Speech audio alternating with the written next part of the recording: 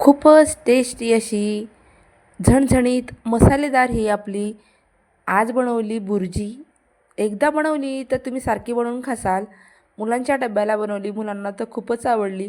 नवीन नवीन मुलांना काहीतरी बनवून दिलं तर मुलं खूप आवडीनं खातात. मी आम्रपाली रेसिपी यूट्यूब चॅनलमध्ये आपलं सर्वांचं स्वागत आहे.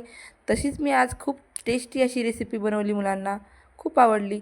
सोयाबीन गरम पाण्यात 15 ते 20 मिनिट शिजवून घेतलं आणि थंड पाण्याने धुवून घेतलं आणि त्याचं छान आता पाणी काढून घेऊया.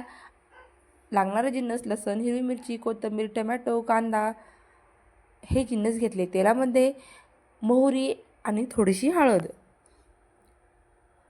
मुलांच्या टिफिनला द्यायचं म्हणलं सारखं की काहीतरी भाजीचं काय करावं सुचत नाही, पण ही भाजी एकदा नक्की करा. खूपच मुलं आवडीनं खातात. सर्व जिन्नस तेलामध्ये छान भाजून घेतले आणि सोयाबीनच्या वडीचं आपण बुर्जी करून घेतली आणि छान त्यामध्ये आता मिक्स करून घेऊया मसाल्यामध्ये. टेस्टी अशी ही आपली बुर्जी तयार झाली. कोथिंबीर टाकून घेतली, चवीपुरतं मीठही आता टाकून घेऊया.